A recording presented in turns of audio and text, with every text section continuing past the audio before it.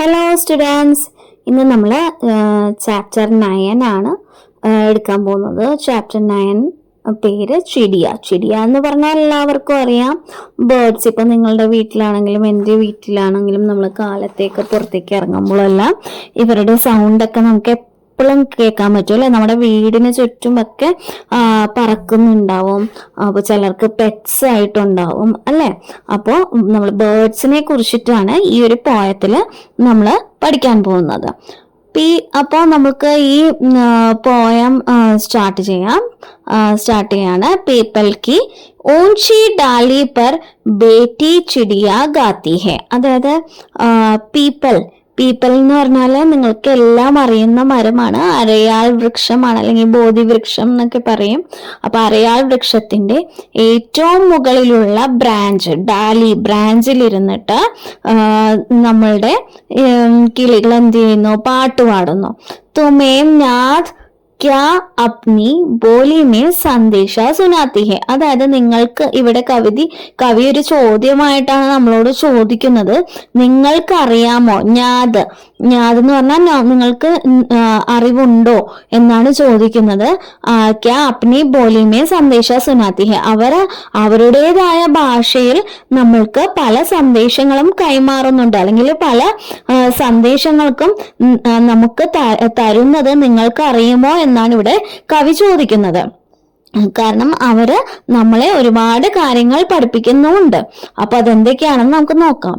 ചിടിയ ബേട്ടി प्रेम प्रीति की रीति में हमें सिखलाती है, वह जग की बंदी मानव को मुक्त मंत्र बतलाती है. അതായത് ചിടിയ ബേട്ടി പ്രേമ പ്രതി की रीति में सिखलाती है. അതായത് birds which are singing are giving us the message of love and friendship. കാരണം അവര് അവിടെ ഇരുന്ന് പാട്ട് പാടുകയാണെങ്കിലും അതിലൂടെ അവര് നമ്മളെ പഠിപ്പിക്കുന്നത് എന്തൊക്കെയാണ്? എന്തിന്റെ മെസ്സേജാണ് അവർ തരുന്നത്? സ്നേഹത്തിന്റെയും സൗഹൃദത്തിന്റെയും മെസ്സേജസ് ആണ് അവർ അവിടെ ഇരുന്ന് തരുന്നത്.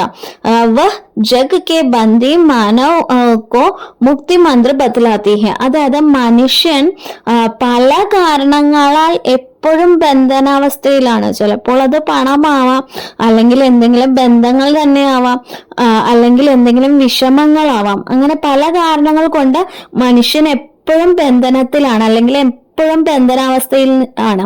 അപ്പോൾ അവര് തരുന്ന സന്ദേശം എന്താണെന്ന് വെച്ചാൽ നമ്മൾ ഇതിൽ നിന്നും മോചിതനാവണം എന്നുള്ള ഒരു സന്ദേശമാണ് അവര് തരുന്നത്. മുക്തി മന്ത്രം, അതായത് നമ്മൾ എല്ലാ ബന്ധനങ്ങളിലും പൊട്ടിച്ചെറിയണം, എല്ലാ ബന്ധനങ്ങളിൽ നിന്നും മോചിതനാവണം എന്നുള്ള സന്ദേശമാണ് ഈ പക്ഷികൾ തരുന്നത്. അപ്പോൾ അടുത്ത സ്റ്റാൻസ. വൻ മേം ജിത്നി പഞ്ചി ഹെ ഗഞ്ചൻ കപോത് ചാത്തക് കോക്കിൽ കാഗ് ഹംസ് ശുക് ആദി വാസ് കർത്തെ സബ് ആപ്പസ് മേം ഹിൽമിൽ. അതായത് വനത്തില് എന്തോരം പക്ഷികളാണുള്ളത്.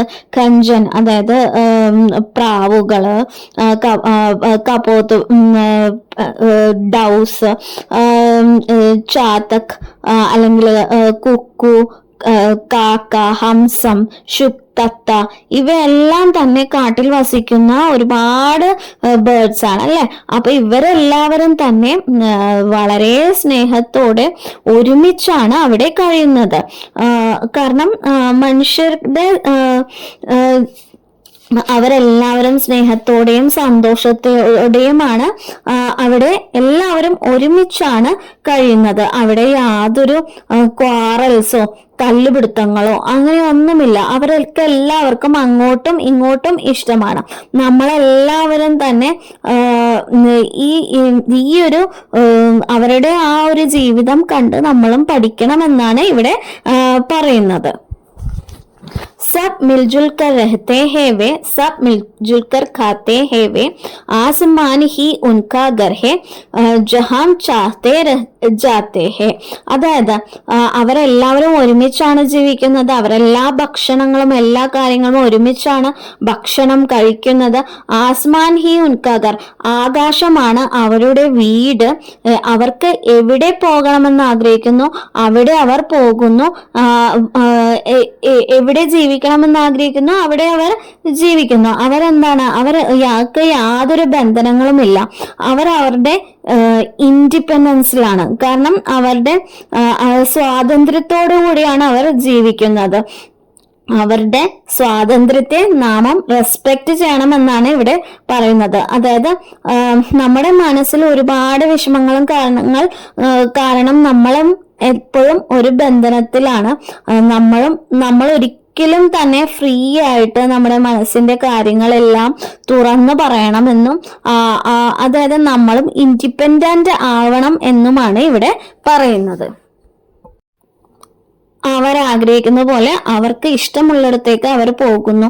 അവരുടെ വീട് ഈ ആകാശമാണ്. അതുപോലെ തന്നെ ആയിരിക്കണം നമ്മൾ ഈ ഭൂമിയിൽ ജീവിക്കുമ്പോൾ നമ്മളുടെ വീടും നമ്മളുടെ ഈ ഭൂമിയാണ്. നമുക്ക് ഇഷ്ടമുള്ളിടത്ത് പോകണം, ഇഷ്ടമുള്ളിടത്ത് വരണം. പക്ഷെ അവർക്ക് ബേർഡ്സിനെന്ന് പറഞ്ഞാൽ യാതൊരു ടെൻഷൻസും ഇല്ല. അതുപോലെ ആയിരിക്കണം നമ്മളുടെയും ജീവിതം എന്നാണ് ഇവിടെ നമുക്ക് നൽകുന്ന സന്ദേശം. रहते हैं जहां वहां वे अपनी दुनिया एक बसाते हैं, दिन भर करते काम രാത് മേം പേടോം പർ സോ ജാത്തെ ഹെ. അതായത് അവരെവിടെയാണ് ജീവിക്കുന്നത് അത് അവരുടെ ഒരു അവർ മാറ്റുന്നു. അവർ നേരം വെളുക്കുമ്പോൾ മുതൽ വൈകുന്നേരം വരെ അവർ ജോലിയിലാണ് അല്ലെ.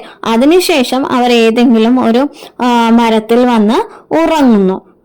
അങ്ങനെ രാത്രി അവർ ഉറങ്ങുകയും പകൽ അവർ ജോലി ചെയ്യുകയും ചെയ്യുന്നു. അതേസമയം നമ്മൾ മനുഷ്യരുടെ കാര്യം എടുക്കുകയാണെങ്കിലോ ഫുൾ ടൈം വർക്കാണ് അല്ലെ.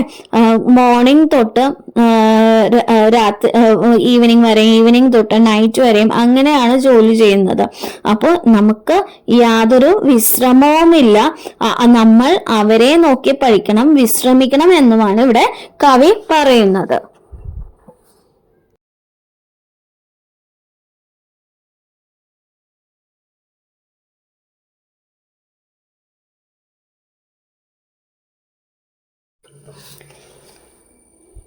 नेक्स्ट स्टैंसा, उनके मन में लोभ नहीं है, पाप नहीं है, परवाह नहीं है. അതായത് അവരുടെ മനസ്സിൽ അസൂയയില്ല, അല്ലെങ്കിൽ ഗ്രീഡില്ല. അതുകൊണ്ട് തന്നെ അവർ പാപമൊന്നും ചെയ്യുന്നില്ല. അതുകൊണ്ട് തന്നെ അവർക്കൊന്നും തന്നെ കെയർ ചെയ്യേണ്ടതായിട്ടുള്ള ആവശ്യവും വരുന്നില്ല. അതായത് ഈ പക്ഷികൾ ആരും ഒന്നും തന്നെ അവർക്കൊന്നും തന്നെ അസൂയയില്ല, അവരൊന്നും പാപമൊന്നും ചെയ്യുന്നില്ല. അതുകൊണ്ട് തന്നെ അവർക്ക് പശ്ചാത്താപിക്കേണ്ടതായിട്ടുള്ള ആവശ്യം വരുന്നില്ല. അതായത് നാം എന്തെങ്കിലും തെറ്റ് ചെയ്യുകയാണെന്നുണ്ടെങ്കിൽ തീർച്ചയായും നമുക്ക് ഭയമുണ്ടാവും അല്ലെ. അതാണ് ഇവിടെ പറയുന്നത്.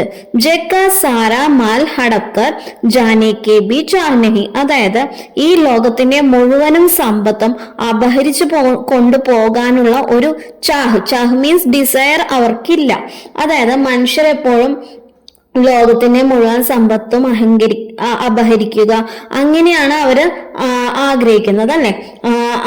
അതായത് അവർക്ക് എന്തെങ്കിലും സ്വന്തമായ സമ്പത്ത് ഉണ്ടെങ്കിൽ തന്നെ അത് ആരെങ്കിലും അപഹരിച്ചു കൊണ്ടുപോകുമോ എന്നൊരു ഭയവുമുണ്ട്. പക്ഷെ പക്ഷികൾക്ക് ഈ ഭയം ഒന്നും തന്നെ ഇല്ല. അവരുടെ കയ്യിൽ നിന്നും അപഹരിക്കാൻ ഒന്നുമില്ല എന്നും അവർക്ക് തന്നെ അറിയാം. അതുകൊണ്ട് തന്നെ അവർക്ക് യാതൊരു ഭയവുമില്ല. नेक्स्ट स्टैंसा, जो मिलते हैं अपने श्रम से उतने भर ले लेते हैं, बच जाता है जो ഓരോം കെ ഹിത് ഉസ്കെ ചോടുവേ ദേത്തെ ഹെ. അതായത് ജോ മിൽത്തെ ഹെ അവർക്ക് എന്താണ് കിട്ടുന്നത്, whatever they get from their hard work അപ്നെ ശ്രം സെ, അതായത് അവരുടെ ഹാർഡ് വർക്കിൽ നിന്ന് അവർക്ക് എന്ത് കിട്ടുന്നു, ഉത്തനെ ബർ ലേ ലേത്തെ ഹെ, അതായത് അതുകൊണ്ട് അവർ അവരുടെ വിശപ്പെടുക്കുന്നു. ബച്ച് ജാത്തെ ഹെ ജോ ഓരോം കെ ഹിത് ഉസെ ചോട് ദേത്തെ ഹെ, അതായത് ബാക്കി വരുന്ന എന്തെങ്കിലും ഉണ്ടെങ്കിൽ അത് മറ്റു പക്ഷികൾക്കായിട്ട് അവരവിടെ വിട്ടിട്ട് പോകുന്നു. അതായത് അവരവരുടെ ഹാർഡ് വർക്ക് കൊണ്ട് കിട്ടുന്നത് കൊണ്ടാണ് അവരവരുടെ വയറ് നിറയ്ക്കുന്നത്. അവരുടെ വയറ് നിറഞ്ഞതിന് ശേഷം അവർ ബാക്കി എന്തെങ്കിലും ഉണ്ടെങ്കിൽ അത് മറ്റു പക്ഷികൾക്കായി അവിടെ ഇട്ടിട്ട് പോകുന്നു. ഇവിടെ പക്ഷി നമ്മളെ പഠിപ്പിക്കുന്ന കാര്യം ഇതാണ്, നമ്മൾ നമ്മുടെ അധ്വാനത്തിന്റെ ഫലം തീർച്ചയായും നമുക്ക് എടുക്കാം. അതായത് നമ്മൾ എന്തെങ്കിലും അധ്വാനം ചെയ്യുന്നുണ്ടെങ്കിൽ അതിന്റെ ഫലം തീർച്ചയായും നമുക്ക് എടുക്കാം, എന്നാൽ അതിൽ നിന്നും കുറച്ച് മറ്റുള്ളവർക്കും കൂടി കൊടുക്കണം എന്നാണ് ഇവിടെ നമ്മെ പക്ഷി പഠിപ്പിക്കുന്നത്.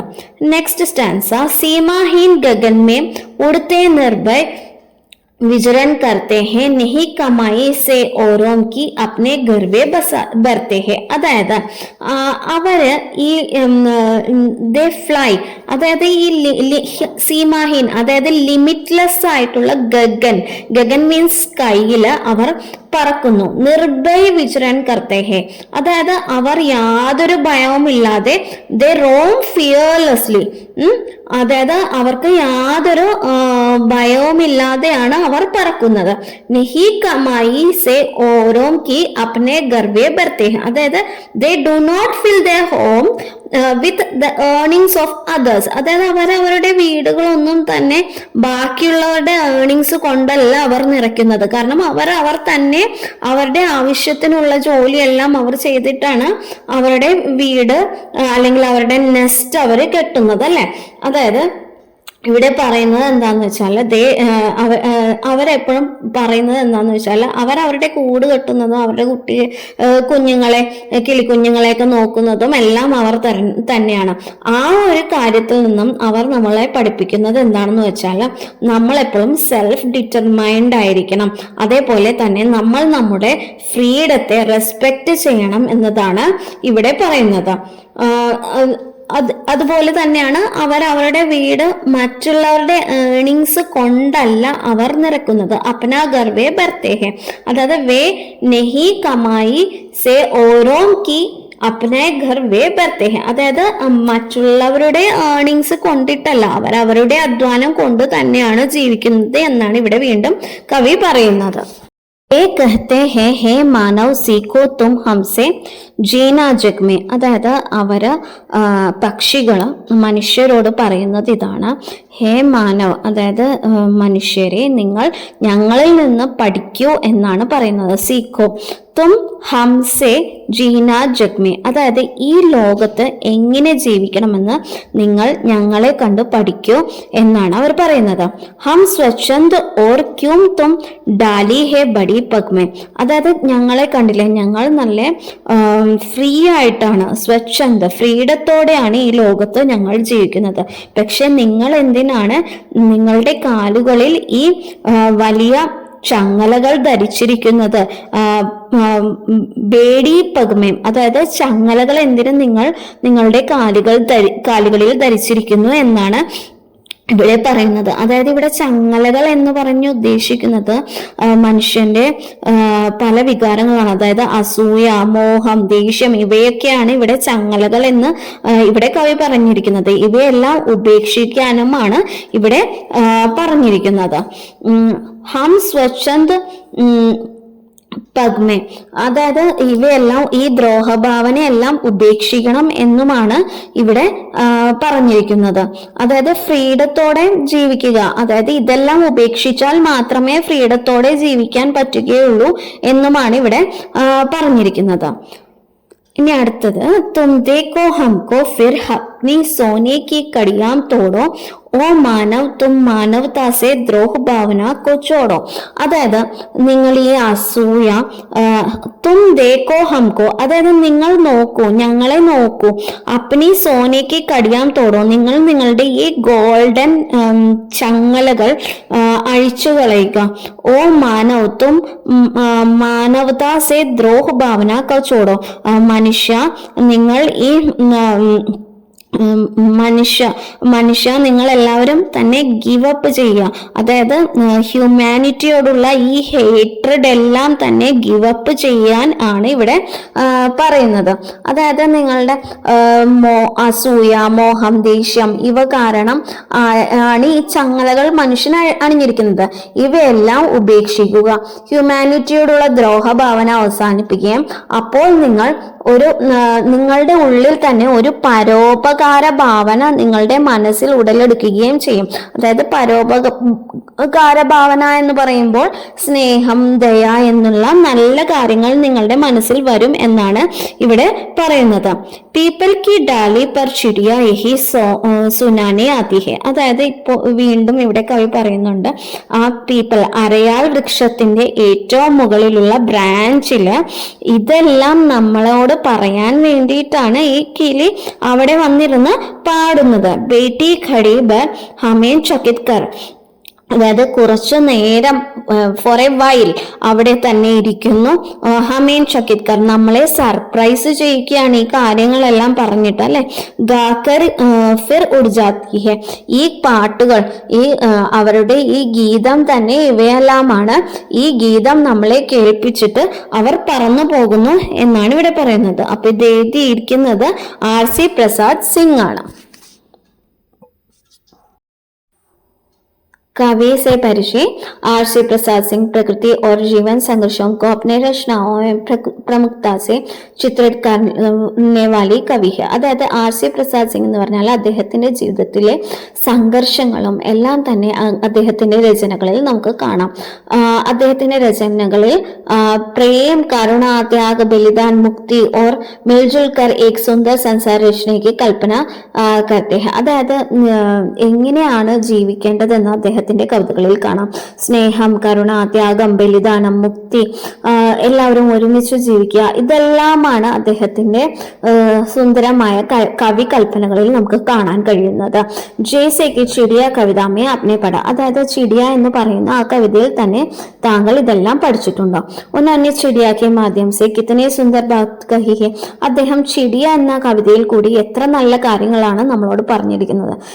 ചിടിയ ബേട്ടി प्रेम प्रति के रीति हमें सिखलाती है, वह जग के बंदी मानव को मुक्ति मंत्र बतलाती है. അതായത് ആ ഇരിക്കുന്ന ബേർഡ് നമ്മളെ സ്നേഹത്തിനെ കുറിച്ച് എല്ലാമാണ് പഠിപ്പിക്കുന്നത്.